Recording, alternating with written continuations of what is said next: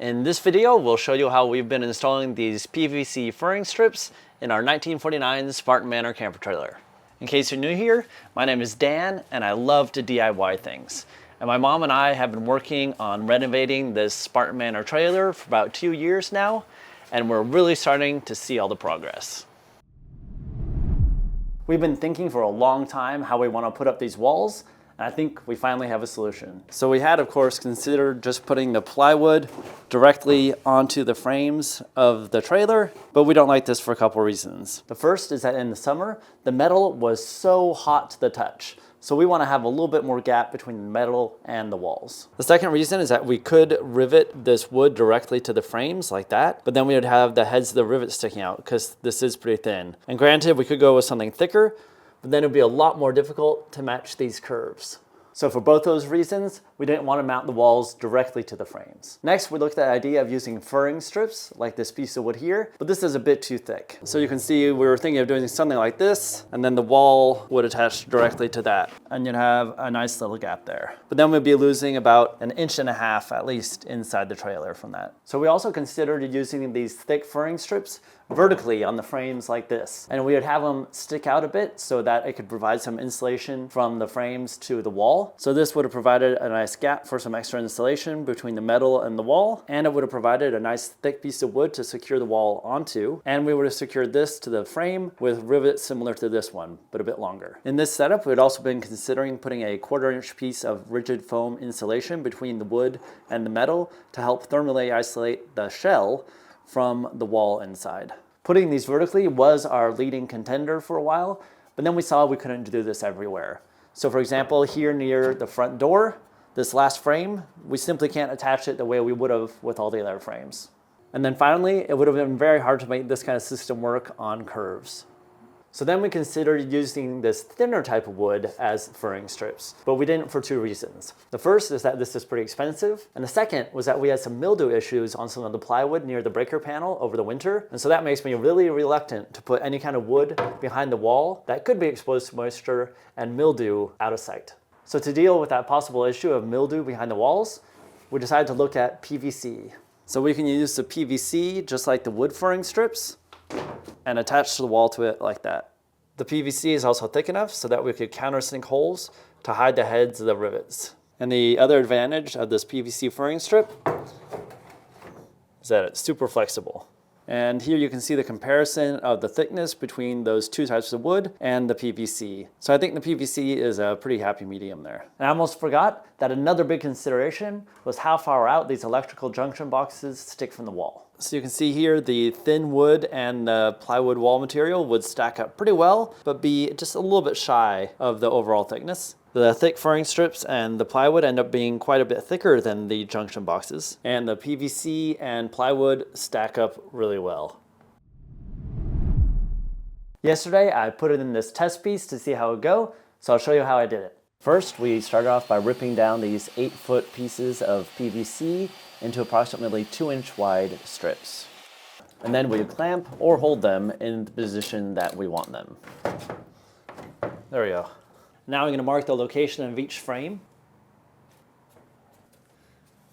So now I know where each frame is located on this piece. And I'll also mark this A so I know where to begin. Now I'm just going to mark the center line of each one of these frames. I'm being pretty precise here in the beginning, but later on we marked the approximate center with a Sharpie when we had it up in the trailer. So now I've set this to half the width of this, and I'm going to mark the halfway point. And of course, depending on what you're attaching this to, you might need the rivet to be closer to one side or the other. Here on the drill press, I have a Forstner bit set up so I can drill a countersunk hole big enough for the rivet heads. And these are the rivets that we'll be using to secure the furring strips. And I have it set up so it'll drill just far enough down into the material to hide the rivet head. And I did that by adjusting these little stops here so that I don't have to think about it, and I can just go to this stop and it'll drill to the perfect depth. These are 2 little nuts that you can tighten against each other. And you can see that makes a really nice flat countersunk hole. And once you have that all set up, it's pretty quick to drill all the countersunk holes you need. And now I just need to drill some holes slightly bigger than the shanks of the rivets. So now I just need to get it back up in position and drill holes into the frame.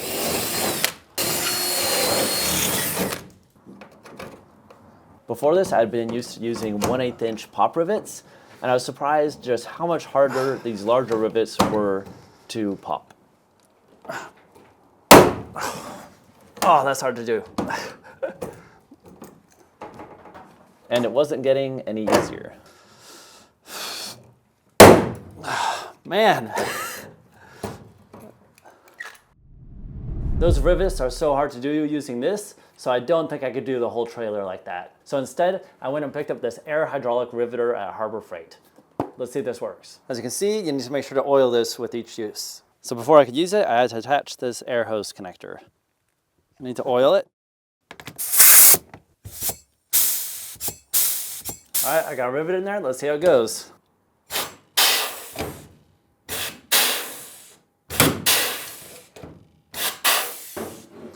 Much easier. This was so much easier than the manual rivet gun, and plus it collects rivet pins in this little canister.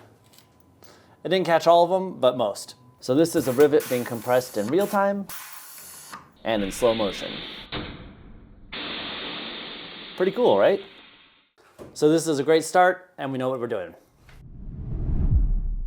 The first tip is to make sure that the surfaces behind the PVC are nice and smooth. If not, you can use a hammer and essentially a small anvil to pound it smooth. If there are screw or rivet heads that stick out that you just can't avoid, the PVC is soft enough that you can hit it a few times and see where those heads are. Then you can take a big drill bit and remove some of the PVC from the back, and it'll fit really nicely. And now it sits flush. All right. If you ever find that you're pulling the trigger repeatedly and the rivet just isn't popping, first check to make sure that your air pressure is sufficient, and if it is, you may not be holding the rivet gun perfectly perpendicular to the surface. There, that's straight. Really? Yeah. Yeah, you feel that grab? And again. There you go. And the mandrels of the rivet, the part that comes off, don't just shoot back into this little chamber. You actually have to tilt the whole rivet gun back to make it fall in there. Did it go in there? I think if you go, now it's in there. We also learned that each time you pull and release the trigger, you want to let the gun finish breathing before you pull it again, or else it seems to restrict this range of motion and it won't be able to pop that rivet. And if you want to make these connections a bit stronger, you can use these small washers to help give that rivet a better grip. Here you can see one installed, and these are really useful in case the hole in your aluminum is a little too big. In the beginning, we were making all these cuts with the miter saw to make them perfectly straight. Okay, that's enough of that.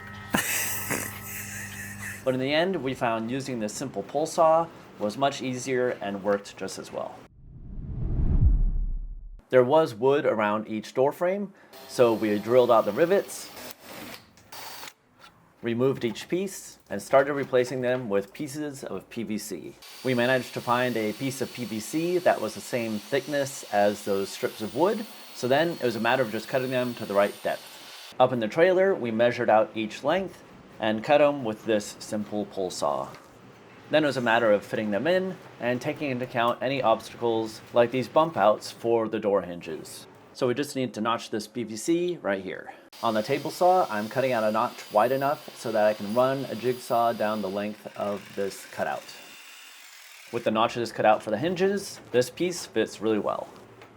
We did notice that the door frame was a little bent, so we took the opportunity to use 2 crescent wrenches to try and straighten out the edge. Then we put the piece back, drilled holes, and riveted them in place. And of course, in this case, this short rivet is not making it all the way through the material, but expanding inside of it. That should be plenty to hold them in place.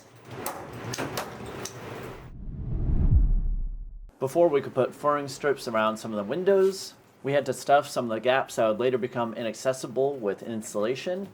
And on some of the windows, we had to finish trimming them out with some aluminum angle that would cut down to size and rivet it in.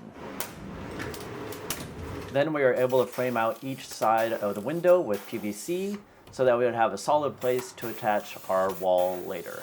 Ha! That was great! So one place we did do things a bit differently was around this roll down window. And first of all, you can see we cut a lot of sections just to approximate this curve here. And then we also had to put a piece of wood behind this long piece just to stiffen it up, or else it would have been very floppy. And we want that to be stronger because we're gonna have a panel over that window box so that we can access it and service it in case it starts leaking. To secure the kitchen and bathroom vent fans, we decided to use PVC to make the housings. The kitchen fan is an 8-inch square, so I cut some PVC accordingly, and these two side pieces you can see are a little bit tapered because the wall of the trailer gets a bit narrower as it goes up. With some screw holes drilled, I applied some construction adhesive and then screwed these pieces together with 1.5-inch cabinet screws. Of course, I did that for each side until I had this satisfying little frame. And I used a rag to wipe away any excess adhesive. Here you can see how it'll work. But first we need to drill a hole through the side to pass through the power cord. Then I put the construction adhesive all on the back and placed it against the shell of the trailer. Although I don't show it, I later went back and caulked between this box and the shell of the trailer. And here's a similar enclosure for the bathroom fan. And note that the top piece had to be cut even thinner so that I could fit up in the channel of the aluminum at the top. As you can see, this PVC is super flexible. Like a glove. That's so flexible. And the only real thing to note here is that in the highly curved sections, you'll want to place the rivets closer together to help hold it closer to the aluminum behind it. And you may find that you have to drill those countersunk holes just a little bit deeper in these sections. So in the straight sections, you can see we sometimes go a foot or two between rivets, but on the curves, you may need them every few inches. All the strips for the ceiling were curved as well, and you can see we had to have the rivets pretty close together in order to hug the tight curves of the ceiling right where it's about to meet the wall. At one point we made a bunch of identical ceiling strips all at once, and then we'll just trim it down with the saw if it is too long. There we go. Oh, look at that, perfect. Just like with the windows, we made sure that any openings in the ceiling were framed out with PVC as well. And for the AC unit, we loosened up these bolts, slipped some PVC in, and tighten them down again. And we'll do essentially the same thing again when we slip in the plywood for the ceiling. A couple of the frames in the ceiling above the back door were missing a face, so to deal with that, we cut aluminum angle on the miter saw into 1.5-inch long pieces, measured out some hole locations and center punched them, drilled out some holes to let a 1/8-inch rivet pass, removed any burrs, transferred those same holes to the frame, and then secured them with pop rivets. We put 5 along here, with most of them being along the tightest part of the curve. These then allowed us to attach our PVC furring strips. Then with a lot more work, including some help from friends and family, we finally completed installing the furring strips. So after some 400 feet of furring strips and about 700 rivets, this is where we're at. And you might be wondering why we have PVC on every frame of the ceiling, but down here on the walls, we've sometimes skipped it. And the initial thought was that we wanted to avoid having contact with the metal framing because that's going to transfer more heat into the trailer. So on the walls, we did manage to skip it, and we often just put pieces of furring strips horizontally across the frames. But for the ceiling, we thought we couldn't avoid that because the furring strips were too floppy to span space on their own, and we thought the ceiling would need plenty of support, so we covered every frame on the ceiling. And yes, we could have put furring strips across the ceiling frames this way, but we didn't think that that would translate around these curves very well, so we just decided to follow the curves entirely. Overall, this part of the project ended up costing us about $700. About 80 of that was for the pneumatic rivet gun, 440 or so for the PVC furring strips, and another 140 for the rivets. In terms of time, my mom and I spent a total of around 45 hours working on this. And in upcoming videos, we'll show you how we've been building these interior walls, putting up insulation and walls on the shell of the trailer. So if you like videos like this, you might like this one here. That was pretty cool.